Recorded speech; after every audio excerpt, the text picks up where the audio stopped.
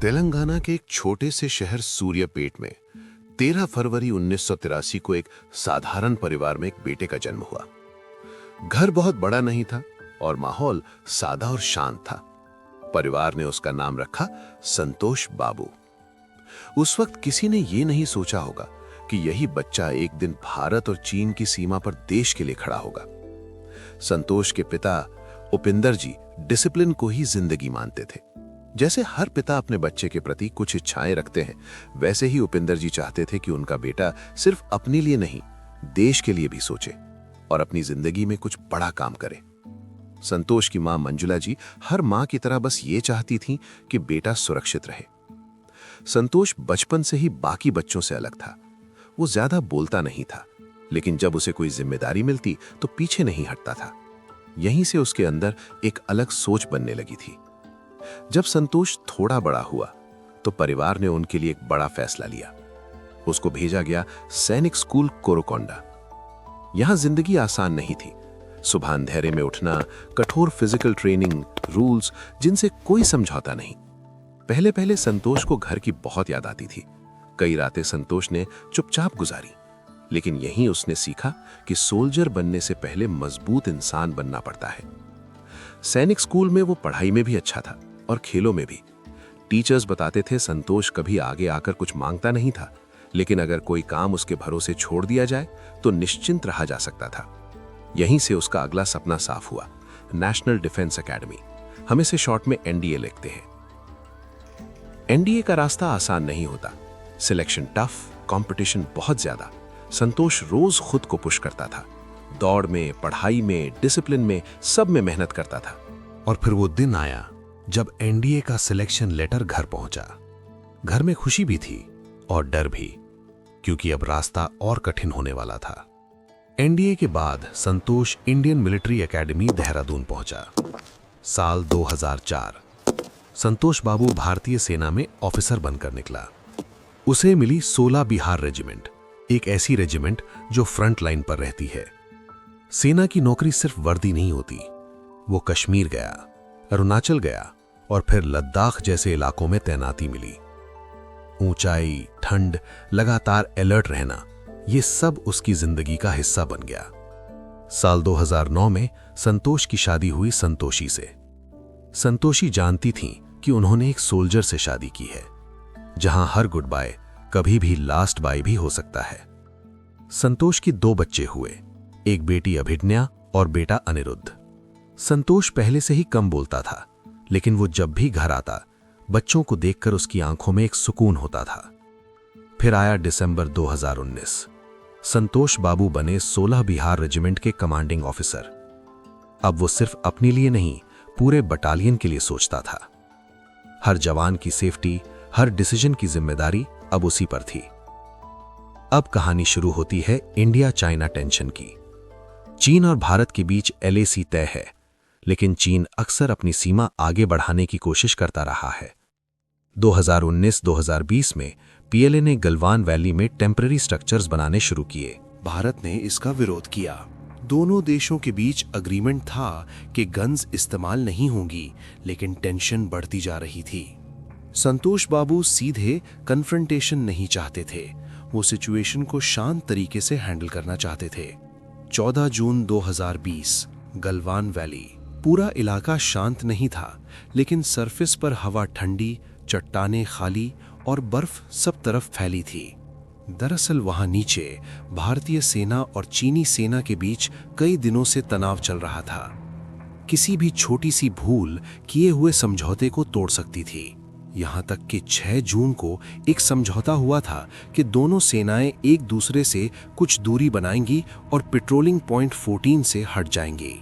लेकिन 14 जून की आधी रात को कुछ ऐसा हुआ जैसा कोई सपने में भी सोचना नहीं चाहता था। एक बार फिर चीनी सेना ने वही पुराना ऑब्जर्वेशन पोस्ट और टेंट स्ट्रक्चर गलवान घाटी में एलएसी के करीब खड़ा कर दिया था। एलएसी का फुल नाम लाइन ऑफ एक्चुअल कंट्रोल है, जो भारत और चीन के बीच की वास्तविक सीमा रेखा है। वही जगह जहां तक भारतीय सैनिकों की पैठ थी। ये स्ट्रक्चर पहले हटाया गया था, पर चीन ने उसे फिर से लगाया था। 14 जून 2020 की रात संतोष बाबू ने उसने घर पर बात की। उन्होंने कॉल पर सिर्फ इतना कहा, take care, be brave. Colonel B Santosh Babu के लिए ये सिर्फ एक स्ट्रक्चर नहीं था, ये देश का सम्मान था। ये एलएसी पर किया गया साफ अनादर था। वो जानते थे कि अगर सीमा पर समझौते को तोड़ा जाए तो तनाव बढ़ सकता है, पर उन्होंने सोचा था कि बातचीत से हालात शांत होंगे। 14 जून को जब वो अपने जवानों के साथ वहां पहुंचे, वो चीनी कमांडर से शांत तरीके से बातचीत करने की कोशिश कर रहे थे, ये कहने के लिए कि यहाँ जो स्ट्रक्चर बना है वो समझौते के खिलाफ है, हम दोनों पक्षों की सुरक्षा के लिए इसे हटाना चाहिए। पर वहां जो चीनी सैनिक थे वो पहले चिन्हित सैनिक नहीं थे जिनसे पहले बातचीत हुई थी। ये नई रीइंफोर्समेंट थी और शायद पहले से तैयार। जब कर्नल बाबू ने बातचीत की कोशिश की, एक चीनी सैनिक अचानक उन पर भड़क गया। उन्हें गालियां दी, धक्का दिया और शब्दों के बजाय हथौड़ों और पत्थरों की भाषा शुरू हो गई।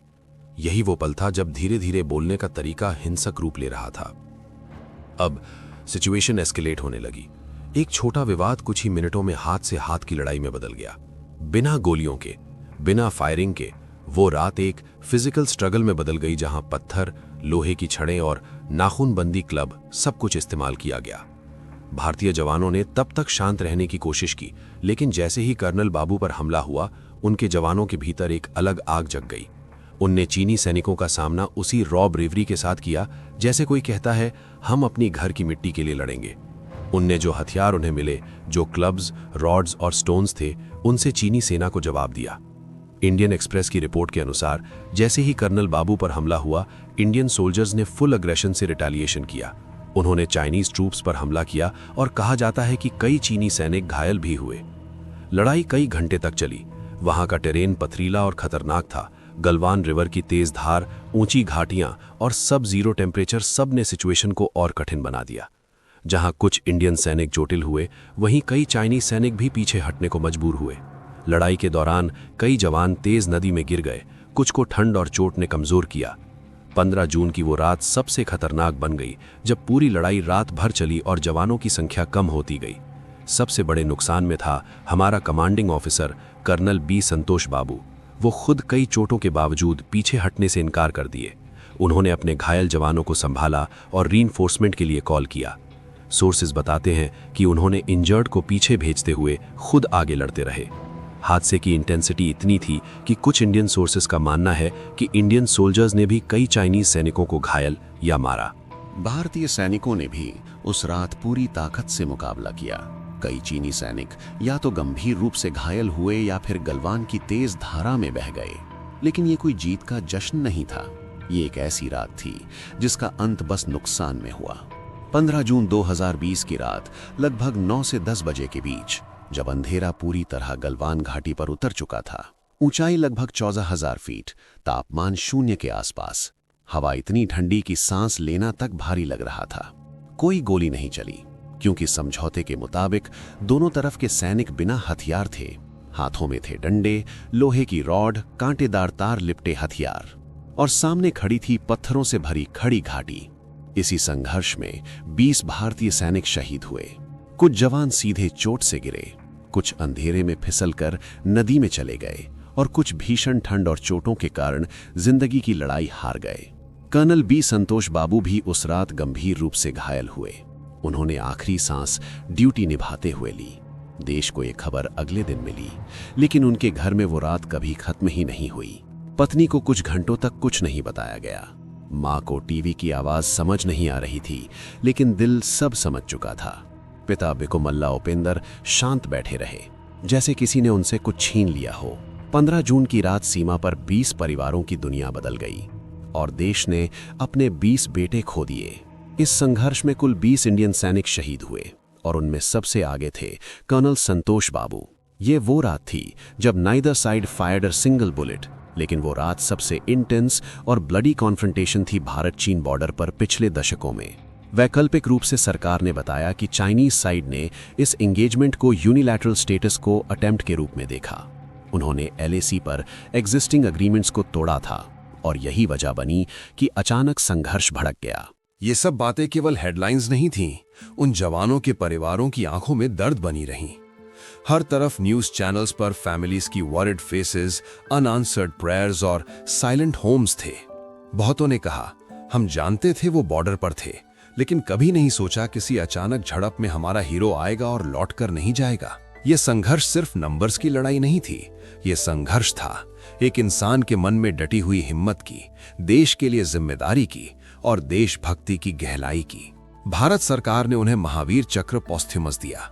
आज उनका परिवार उनकी कमी के साथ जी रहा है, लेकिन देश उनके नाम के साथ गर्व से खड़ा है, क्योंकि कर्नल बी संतोष बाबू कोई कहानी नहीं थे, वो एक जिम्मेदारी थे।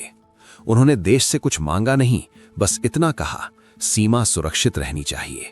उस रात गलवान में कोई गोली नहीं चली, लेकिन 20 घरों की रोशनी हमेशा के लिए बुझ गई। कुछ लोग इतिहास की किताबों में लिखे जाते हैं और कुछ हमारी सांसों में जिंदा रहते हैं। कर्नल संतोष बाबू आज भी खड़े हैं, एलएसी पर नहीं, हमारे आत्मसम्मान के साथ। दोस्तों, ये वीडियो किसी ट्रेंड के लिए नहीं है, ये उन लोगों की याद में है जिनकी वजह से हम आज चैन से सो पाते हैं। मेरा चैनल बहुत छोटा है, लेकिन कोशिश सच्ची है। यहाँ कोई शोर नहीं, बस सच है और सम्मान है। अगर ये कहानी आपके दिल को थोड़ी भी छू गई हो, तो ऐसे अपने एक दोस्त तक जरूर पहुंचाइए। ऐसे छोटे चैनल्स को सपोर्ट करना सिर्फ क्रिएटर को नहीं, सच्ची कहानियों को जिंदा रखना होता है। सब्सक्राइब, लाइक और शेयर करके आप मेरा नहीं, इन शहीदों का साथ देंगे। धन्यवाद और जय हिंद।